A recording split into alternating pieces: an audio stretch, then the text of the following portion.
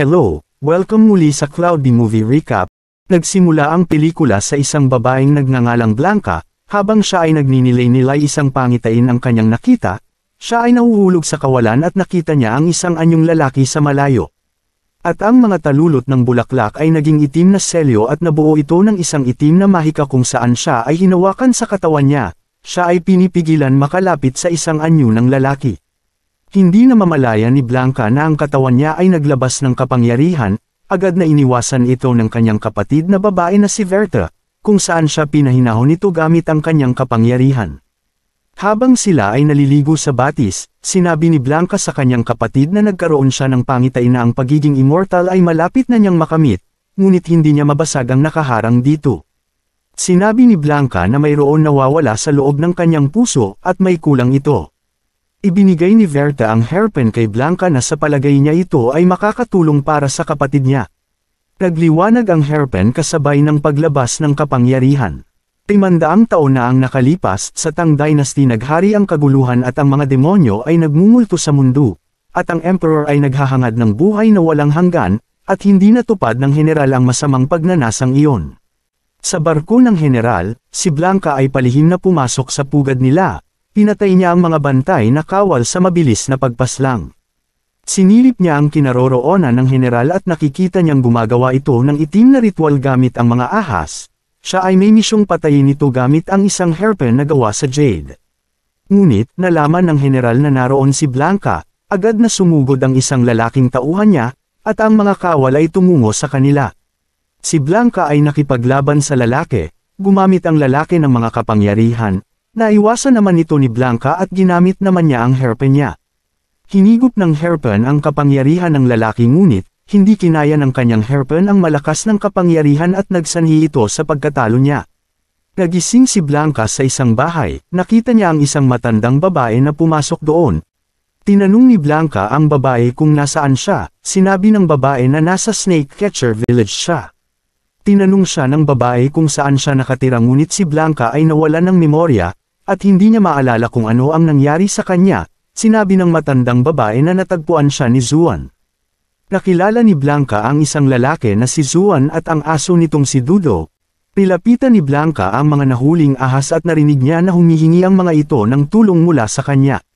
Habang sila ay naglalakad patungo sa lugar kung saan natagpuan si Blanca, ang aso na si Dudo ay aksidenteng nahulog sa mataas na bangin. Nagawa naman na iligtas ni Blanca si Dudo gamit ang kanyang kapangyarihan, si Zuan ay namangha dahil hindi niya inaasahang na mayroon si Blanca na kapangyarihan. Dito nga ay sinabi ni Zuan na ang lahat ng bagay na naruroon ay bumabagsak mula sa taas ng talon, at dito niya rin natagpuan si Blanca na walang malay. Nilapitan ni Blanca ang talon at may bigla siyang naalala dito, isang babae ang nagbigay sa kanya ng isang misyon na patayin ng general subalit sinabi niya na hindi pa siya handa. Ang alaala nakita niya ay hindi sapat upang maibalik ang lahat ng kanyang memorya. Sa hindi sinasadya nagpakawala si Blanca ng kapangyarihan kay Zuan. Ang payong ay nagkaroon ng kapangyarihang lumipad. Hinawakan niya sa kamay si Blanca at magkasama silang namasyal, at sabay nilang napagmamasdan ang kagandahan ng lugar. Habang sila ay namamasyal, isang ahas ang umatake kay Zuan na agad naman pinatalsik ni Blanca. Nawalan ng balanse ang kanilang payong at buti na lang ay hindi tuluyang nahulog si Zuan sa bangin. Nang mahawakan ni Blanca ang hairpin isang alaala ang bumalik, siya ay nawala ng malay at nahulog siya sa bangin. Natagpuan siya ni Zuan sa kakahuyan, at 2 kawal ang nakita niya sa tabi ni Blanca, at narinig niya ang binanggit ng kawal na ang general at assassin. Gamit ang isang bato na napulot niya ang 2 kawal ay napabagsak niya gamit ito. Kinagabihan, habang hawak ni Blanca ang hairpin at sinabi niya na sa palagay niya ito ay mayroong kapangyarihan, isang salita ang lumabas sa hairpin na ito ay ang mahalagang jade. Inaalala ni Zuan na sa tingin niya ay mayroon siyang nakita na parehas ng hairpin, at isang tindahan ang kanyang naalala at ito ay matatagpuan sa labas ng lungsod ng Yungjo, at sa palagay niya na isa ang hairpin ay galing doon. Dumating ang tauhan at kawal ng general sa kanilang village at hinahanap niya ang may-ari ng payong, at hinahanap din niya ang isang babae na ang damit ay kulay puti. Sa kuweba ng mga ahas, isang ahas ang nagbigay alam sa kanilang master na nakita niya si Blanca kasama ang isang lalaki na si Zuan, at sa palagay nila si Blanca ay nagtraidor sa kanila. Naglabas ng kapangyarihang anyong ahas ang master nila at pinagaling niya ang ahas gamit iyon. Lumapit si Verta at sinabi na ibabalik niya ang kanyang kapatid, at gamitin ito ang Scorching Death skills upang malaman ng kanilang kasamahan na seryoso siya sa kanyang gagawin. Ginamit ng master nila ang kapangyarihan na nakamamatay sa katawan ni Verta, at sinabi na ibalik ang kanyang kapatid sa loob ng 3 araw. Habang hawak ni Zuan ang asong si Dudo, ginamit ni Blanca ang kanyang kapangyarihan at nagawa niyang pagsalitain ito. Hindi nagtagal, isang nilalang ang humarang sa kanila sakay ng maliit na bangka. Ito pala ay napag-utusan ng master nila na patayin si Blanca. Sila ay inatake ng ahas na ito, ang matanda ay tumalsik nang ito ay tamaan ng butot nito. Gumamit ang malaking ahas ng kanyang kapangyarihan, at sa muling pag-atake nito, si Blanca ay madali siyang pinatay gamit ang kanyang anyong ahas. Kinagabihan, gumawa si Zuan ng apoy dahil napapansin niya na si Blanca ay naglalabas ng yelo sa buong katawan niya. Dahil sa hindi maiwan ni Zuan si Blanca, ito ay kanyang niyakap ng mahigpit upang mabawasan ang nararamdaman nito. Nagising si Blanca yakap-yakap ni Zuan. Sinabi ni Dudo na siya ay nanginginig sa lamig kaya siya niyakap ni Zuan at hindi siya iniwan nito. Dito nga ay nakarating na sila sa tindahan ng Precious Jade. Nakilala nila ang isang babae na mayroong 2 mukha ng tao at demonyong lobo. Sinabi nito na ang hairpin na gawa sa Jade ay sinisipsip nito ang enerhiya ng iba, at makukuha ng may-ari ang enerhiya nito, at ang hairpin na ito ay walang katumbas. Tinanong ni Zuan kung sino ang dating may-ari ng hairpin. Sinabi ng babae na alam niya, binigay sa kanila ang isang kaliskis ng ahas. Habang sila ay naglalakad, isang nilalang ang kanilang nakita sa harapan nila, at ito ay si Verta. Inatake ni Verta si Zuan dahil sa ito ay isang snake catcher at agad naman siyang pinigilan ni Blanca. Bumalik ang alaala niya at nakilala niya ito. Dito nga ay sinabi ni Verta sa kapatid niya na binigay sa kanya ang hairpin upang patayin ang general, subalit hindi siya nakabalik. Dito na nalaman ni Zuan ang totoo, at agad naman siyang sinugod ni Verta.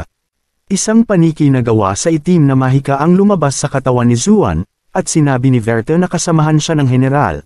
Nagpaliwanag naman si Zuan na wala siyang nalalaman. Si Blanca ay may tiwala pa rin kay Zuan, na agad naman ikinagalit ni Verta. Inatake niya si Zuan at gusto niya itong patayin, ngunit tinulungan naman siya ni Blanca para makaiwas sa pag-atake ni Verta. Nakita ni Zuan ang isang pinto, sila ay pumasok dito at agad na nagsara ito. Nang sila ay makalabas, sinabi ni Blanca na sasama siya sa kanyang kapatid at siya ay nakipaghiwalay kay Zuan dahil hindi sila maaring magsama. Si Blanca ay isang demonyo at si Zuan ay isang tao. Sinabi ni Zuan na gagawa siya ng paraan upang sila ay magkasama, at hintayin siya sa kanyang pagbabalik. Si Zuan ay nakipag-usap sa babaeng demonyo na may 2 mukha. Siya ay humingi ng tulong upang sila ay magsama ni Blanca, ngunit ang paraan na pwede niyang gawin ay gawin siyang isang demonyo. Si Zuan ay pumayag ngunit mayroon nitong kapalit, siya ay ginapos sa kadena at isang nilalang ang lumapit sa kanya. Ang tauhan ng general ay natuntun sina Blanca at Verta, inatake ng lalaki ang magkapatid at madali lang sila nakaiwas. Maya-maya ay sabay nilang inatake ang nilalang na may 3 ulo at nagawa nila itong mapabagsak. Nagalit ang lalaki at pinakawalan niya ang mga ibon sa damit niya at ito ang ginamit para labanan ang magkapatid. Naiiwasan nila ang bawat pag-atake ng lalaki sa iba't ibang direksyon. Sa pagpapatuloy ng laban nila, ilang sandali lamang isang malakas na kapangyarihan ang binitawan ng lalaki, at ang dalawa ay agad na nahuli niya. Gagamitin sana ni Blanca ang hairpin subalit nakuha naman ito ng lalaki. Pinilit ni Blanca na mabawi ang hairpin at nang kanyang mahawakan ito, ang enerhiya ng lalaki ay unti-unting hinihigop ng hairpin hanggang sa ito ay mabawian ng buhay. Nagising si Zuan, isang buntot ang kanyang nahawakan at siya ay naging masaya. Napansin naman ni Zuan na nawala ang buntot ni Dudo at sa tingin niya, na ito ang kapalit sa pagiging isa niyang demonyo. Si Zuan ay may kakayahan ng tumakbo ng mabilis, pati ang kanyang pagkilos ay bumilis na rin. Dito nga ay naabutan niya na sira na ang malaking tower, agad niyang hinanap si Blanca subalit wala na ito doon. Isang wasak na lungsod ang nakita ni Zuan, at hindi nagtagal nakita na niya si Blanca sa anyong napakalaking ahas. Si Blanca ay umalis sa lugar. Dito nga ay nagpakita si Verta kay Zuan at nalaman niya na pupunta si Blanca sa Snake Catcher Village, at ang general ay pupunta din doon. Si Zuan ay nagbigay ng babala sa mga tao sa Snake Catcher Village na umalis dahil paparating na si Blanca, subalit walang nakinig sa kanya. Maya-maya lang dumating ang general at ginamitan si Zuan ng selyo, at isiniwalat nito ang anyo ni Zuan na siya ay isa ng demonyo. Ang mga tao ay natakot nang makita siya. Sinabi ni Zuan na pakawalan siya at gagawin niya ang lahat upang mailigtas ang bayan nila. Pinakawalan naman siya ng general at agad na tumakbo si Zuan papaalis. Dito nga ay kinausap ni Zuan si Blanca at sinabi na isa na siya sa katulad nila. Kahit siya ay mahina sa lahi ng mga demonyo, gagawin niya ang lahat para maprotektahan lamang siya. Sila ay lalayo at pupunta sa dulo ng mundo, nang sila ay magkasama at malaya. Kalaunan, bumagsak ang mga malalaking braso sa katawan nila at ito ang pumihil sa pagkilos nila, at ang may kagagawa nito ay ang general. Naglabas siya ng isang malakas na selyo kung saan ang kanilang katawan at kaluluwa ay papatayin ng selyo na ito. Ang kaluluwa nila ay hinihigop na. Sinabi ni Verte kay Zuan na kung ang kanyang kaluluwa at katawan ay namatay gamit ang selyo, ay hindi na sila muli maipapanganak. Ang epekto ng nakamamatay na kapangyarihan sa katawan ni Verte at malapit ng sumabog, naisip naman ni Verte na ipahigop ito sa general at napunta nga ito sa kanya. Subalit ang general ay nagawang tanggalin ang nakamamatay na kapangyarihan sa katawan niya. Ang hairpin ay tumama sa katawan ng general at unti-unti nahihigop ang enerhiya niya papunta sa katawan ng master nila. Ang master nila at ang general ay naglaban gamit ang kanilang kapangyarihan, at si Blanca naman ay nagawang makatakas sa mga braso. Gumamit ang general ng isang teknik kung saan nabuo ang mga maliit na papel at ito ay naging isang malaking ibon. Sa paglalaban ng mga nilalang na ito, nagawa ng general na mapigilan ang dalawa. Si Verte ay sumugod hawak ang hairpin at agad niyang sinaksak ang general, at ang enerhiya niya ay hinigop ng master nila, hanggang sa ang general ay nawalan na ng lakas. Pagkatapos ay inutos ng master nila na patayin ang lahat ng kawal pati ang mga nasa village. Ang dalawang kampo ay naglaban at ang mga kawal ay dahado sa sitwasyon nila. Agad na tumungo si Zuan upang tulungan ang mga tao sa village. Isinara nila ang malaking tarangkahan at ang mga ahas ay nilabanan ni Zuan. Ibinalik ni Verte ang hairpin sa master niya subalit, dahil sa pagkawala ng general, at nakahigop si Blanca ng maraming kapangyarihan, hinigop ng master nila ang enerhiya ni Verte hanggang siya ay tuluyan ng maging isang ahas. Hinigop din niya ang mga enerhiya ng mga tauhan niya upang siya ay mas lumakas. Ang master nila ay nagpalit anyo bilang isang itim na malaking ahas. Ang dalawang ahas ay naglaban, nagawa naman ni Blanca na masakal ito, subalit dalawa pala ang ulo ng ahas na ito. Si Blanca ay natalo at hinigop ang kanyang enerhiya at bumalik siya sa itsurang tao. Itinayo at binuhay muli ni Zuan ang mga tore, at lumabas muli ang mga braso na agad na napigilan ang itim na ahas. Nagawa naman mailigtas ni Zuan si Blanca at tumakbo sila palayo, at ang ahas ay naging yelo na. Habang sila ay papaalis sa lugar, inilaan ng general ang kanyang natitirang enerhiya upang buhayin ang selyo at sila ay nakulong dito. Mabilis na nagyelo ang buong nasasakupan ng selyo, at sina Zuan at Blanca ay naghahanap ng kanilang dadaanan. Si Zuan ay unti-unti nang nanghihina. Sinabi ni Zuan na sigurado siya na ililigtas sila ng mga tao sa village, hanggang si Blanca ay makatulog. Ang katawan ni Zuan ay nagtamo ng pinsala, at ang mga tao ay tumulong na pabagsakin ang tore. Nang gumising si Blanca, si Zuan ay tuluyan ng naging yelo. Sinusubukan ni Blanca na gisingin ito subalit si Zuan ay patay na. Ang katawan ni Zuan ay hinihigop na ng selyo, sinubukan naman ni Blanca na pigilan ito. Ginamit ni Blanca ang kapangyarihan ng hairpin upang pigilin ang kaluluwa ni Zuan. Binuhos niya ang natitira niyang lakas upang mailigtas ang kaluluwa ng pinakamamahal niya. Ang tore ay napabagsak ng mga tao at huminto na rin ang selyo. Si Dudo ay agad na hinanap si Zuan at wala siyang natagpuan doon. Bumalik muli ang eksena sa lawa. Sinabi ni Blanca na sa huling pagkakataon, nailigtas niya ang kaluluwa ni Zuan at ito ay nasa hairpin niya. Sinabi ni Verte na nagawa na ni Blanca na mabuksan ang huling hakbang, subalit kahit na nagawa niya ito, ang pagiging immortal ay ang bagay na hindi niya makukuha. At ang katauhan ni Zuan ay muling nabuhay sa ibang lugar, at si Blanca ay desididong mahanap muli si Zuan, kahit ito ay hindi siya maalala. Isang lalaki ang naglalakad na may hawak na payong, pinulot niya ang hairpin at ibinalik niya ito kay Blanca, at dito muli silang nagkakilala. Nagsisimula ang pelikula sa babaeng White Snake Demon na si Blanca na nais mailigtas ang kanyang asawa sa isang templo kung saan nagbabantay ang monghe. Sinusubukan siyang pigilan ng kanyang kapatid na Green Snake Demon na si Verta. Hindi naman gusto ni Verta iwan ang kanyang kapatid sa mapanganib na laban, kaya napagpasya niya na samahan ang kanyang kapatid. Isang malakas na pag-atake ang kanilang pinakawala na kinukontrol nila ang tubig sa karagatan. Nang tatama na ang malalaking alon sa templo ay lumabas ang makapangyarihang monghe na tinatawag na Fahi. Inilabas nito ang kanyang balabal kung saan ay naging malaking pansalag ito mula sa malalaking alon, at protektahan ang kanilang sarili.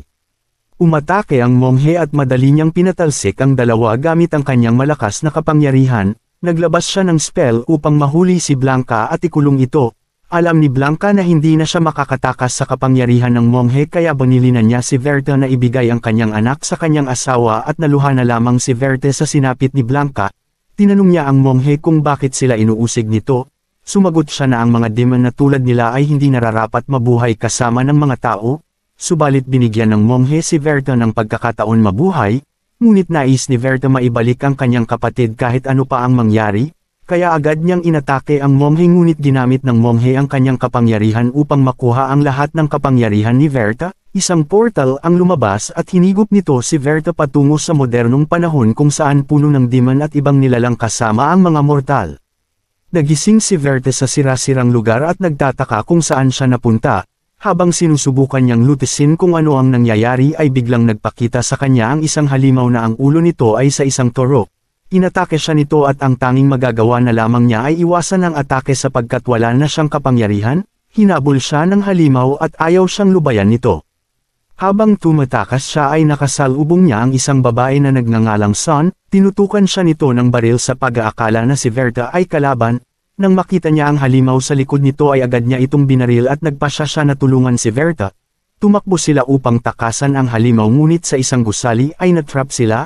Maya-maya ay bumagsak ang mga sasakyan sa halimaw at namatay ito. Isang misteryosong lalaking na may suot na maskara ang tumulong sa kanila upang mailigtas sila. Dinala ni Son si Verta kung saan siya nakatira at nagtatago din dito ang iba't ibang nilalang. Ipinaliwanag ni Son kay Verta ang diverter na sila ay nasa lugar na tinatawag na Azurville, kung saan ang mga halimaw at demon ay dinala at tinatago dito para sa kanilang hindi natupad na ninanais. Habang nagpapaliwanag si Son ay bigla silang inatake ng lalaking halimaw at pinwersa sila upang makasama niya si Verta, kaya nagbabala ito na papatayin niya si Son kung tatanggi siya. Buti na lang ay inatake ni Verta ang halimaw sa likod at hiniwa nito ang lalamunan ng halimaw.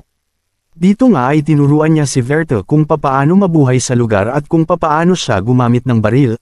Tinuruan din siyang mag-drive ng motorbike, kasabay nito ang pagsasanay ni Verta gamit ang sandata para sa pakikipaglaban.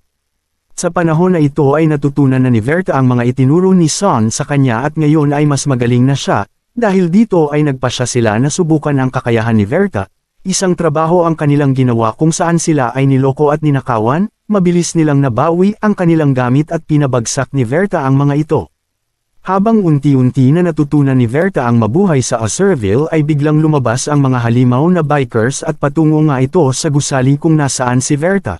Kaya dali-dali silang tumakbo upang kunin ang kanilang gamit at umalis sa gusali, samantala dalawang grupo ang magbabanggaan sa pagitan ng mga halimaw na ang pinuno nila ay ang toro, at ang grupong Raksha na binubuo ng vampira at tao, ang pinuno ng Ox ay nais pamunuan ng buong Azurville kaya kailangan niyang puksain ng Raksha upang matupad ito. Ang pinuno naman ng Raksha na nagngangalang Simon ay tatanggapin ang hamon nitong laban. Nakita ng dalawang halimaw sina Verta na patakas kaya hinabol sila nito, hindi nagtagal ay nahuli nila si Son at pinatay nila ito. Galit na galit si Verta at matapang na nilabanan ng halimaw na toro. Nilabanan niya ito sa gitna ng dalawang grupo ngunit masyadong malakas ang halimaw. Naroon din ang nakamaskara na sana niyang tulungan si Verta ngunit nagawa ni Verta mapatamaan ng baril ang halimaw at napatay niya ito. Nang magsisimula ang laban sa pagitan ng Ox Clan at Raksha Clan ay biglang dumating ang mga spirit demon kaya napagpas siya nila na tumakas. Tinulungan naman ni Simon si Verta para makatakas sa mga spirit demon. Dinala ni Simon si Verta sa Fox Demon upang mahanap ang kapatid nito. Dinala sila sa lugar na may mahiwagang lawa na may kakayahan na ibunyag ang kanilang pagnanasa. Sinabi ng Fox Demon na kung sino man ang nais umalis sa Azurville ay kailangan nilang tumalon sa lawa para sila ay mahugasan. kapalit nito ang pag-alis ng lahat ng kanilang memorya. Lumapit ang lalaking nakamaskara sa lawa upang malaman ang kanyang pagnanais, ngunit ang tanging nakita lamang niya ay ang mga talulot. Sinubukan din ni Verto lumapit sa lawa at pinakita sa kanya ang kanyang kapatid na si Blanca. Dito nga ay naghahanda na silang umalis ngunit isang spirit demon muli ang nagpakita. Nagtataka sila kung bakit biglaan ang pagdating ng mga ito sa mixing oras. Nagawa naman nilang matakasan ang ibang naging spirit demon ngunit isang spirit demon ang hinabol si Verta at nakita naman ng nakamaskara ito kaya agad niyang tinulungan si Verta. Gumawa siya ng pagsipol at narinig siya ng demon kaya siya ang hinabol nito. Nang siya ay mahuli at nasa panganib na ang kanyang buhay ay agad siyang tinulungan ni Verta at Simon kung saan ay napatay nila ito. Nagalit si Simon nang masira ang kanilang sasakyan dahil dito ay kailangan na nilang maglakad. Sinabi ni Verta na isama nila ang nakamaskara dahil niligtas nito ang kanyang buhay ng 2 beses. Ngunit sinigawan ito ni Simon at sinabi na dapat hindi nila ito tinulungan dahil ang lugar na ito ay ang Osurville na dapat ay hindi sila magtiwala sa kahit na sino. Nakiusap si Verta kay Simon na isama nga ang nakamaskara at napapayag nila ito. Nang makabalik na sila sa kanilang lungga ay kasalukuyang inaatake nga ito ng Ox Clan, at pinatay nila ang mga miyembro ng Raksha Clan. Dahil dito nagwagi ang Ox Clan sa laban. Tumakas sila sa lugar ngunit nagpakita muli ang mga spirit demon at hinabol sila. Natrap naman ang nakamaskara at sinabi ni Verta kay Simon na tulungan nila ito. Sumagot si Simon na iwan na nila ito dahil pabigat ito sa kanila. Tinulungan pa rin ni Verta ito ngunit iniwan sila ni Simon at iniligtas ang kanyang sarili. Nawala ng pag-asa si Verta kaya nais na lamang niya na maging spirit demon. Tinanggal ng lalaki ang maskara niya at napansin ni Verta na ito pala ang kanyang kapatid na si Blanca na kanyang hinahanap. Inatake siya ng spirit demon at nagawa niyang mapatay ito at iniligtas niya ang lalaki sa pagkakalunod. Nagtanong si Verta kung papaano napunta si Blanca sa katawan ng lalaki at paano nawala ang alaala nito mula sa incident sa monghe. Nagpasya sina Verta at Blanca na puntahan ang Fox Demon upang umalis sa Osurville. Naroon din si Simon at nais din umalis. Ngunit sa kasamaang palad ang Ox Clan ay nagpakita at nais sakupin ang buong Osurville. Hinarap ni Simon ang pinuno ng Ox Clan at humingi siya ng tawad kay Verta sa pag-iwan nito.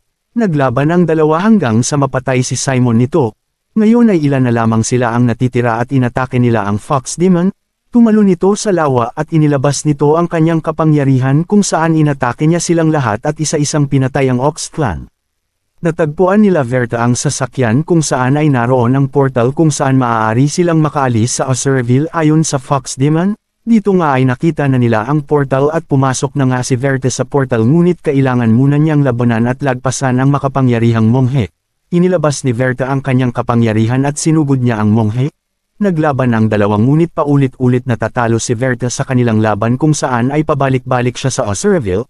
Ngunit hindi siya sumuko at paulit-ulit niyang nilabanan ang monghe, hanggang sa mapalabas ni Verta ang pinakamalakas niyang kapangyarihan kung saan ang Green Snake ay mas malaki kumpara sa monghe, pinakawalan niya ito hanggang sa matalo at mapatay niya ang monghe, pati ang templo ay kanyang sinira. Dali-daling pabalik na sina Verta at Blanca sa totoong mundo, ngunit nahuli ng Spirit Demon si Blanca at nakagat siya nito. Nalungkot ng sobra si Verta dahil hindi niya kayang iwan ang kanyang kapatid. At hindi nagtagal ay tuluyan ng naging spirit demon si Blanca at si Verta ay muling nakabalik sa totoong mundo. Samantala, hindi pa rin nakakalimutan ni Verta ang kanyang nakaraan at ang kanyang kapatid na sinakripisyo ang kanyang buhay para kay Verta.